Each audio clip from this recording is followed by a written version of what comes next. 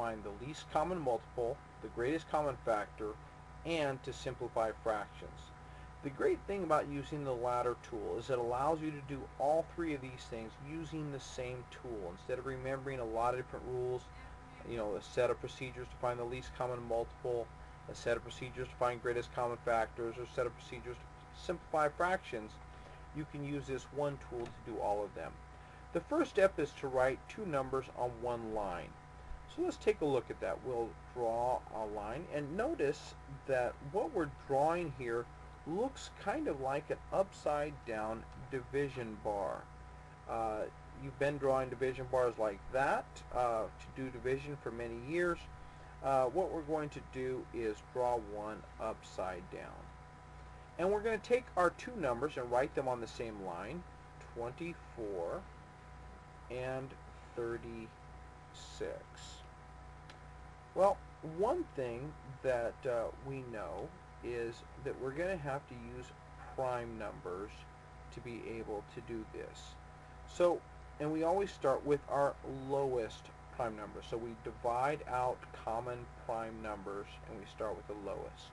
So we're going to divide, and we're going to divide by the lowest prime number, which is 2.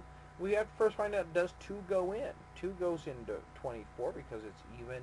2 also goes into 36 because it's even. So 2 goes in.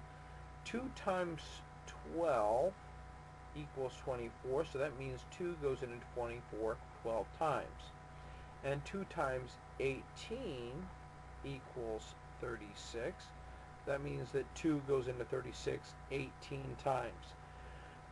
The next thing we do is we draw another rung of the ladder, because we're looking at these 12 and 18, and we know those are not prime numbers because we're trying to get them down to prime numbers.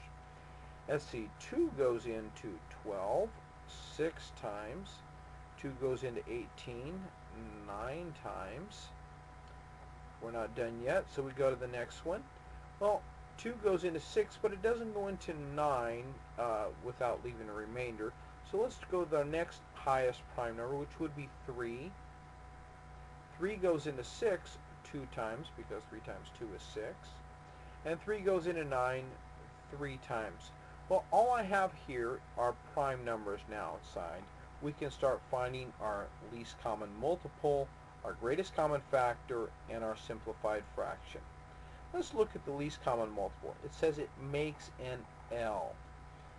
If you draw an L shape along the outside of this, and it's not going to be much of an L shape, but it's a vague L shape, you will see 2, 2, 3, 2, and 3. So you would multiply those numbers. 2 times 2 times 3 times 2 times 3. All these numbers, multiply them. And if you multiply all of them, you get an answer of 72. So the lowest common multiple is 72.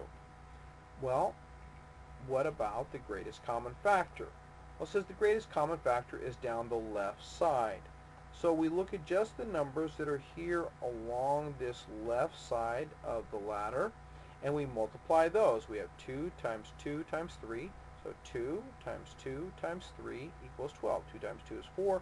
4 times 3 is 12. So that's where you find the greatest common factor, down the left side. An easy way to remember the least common multiple, it makes an L. Least common multiple, L.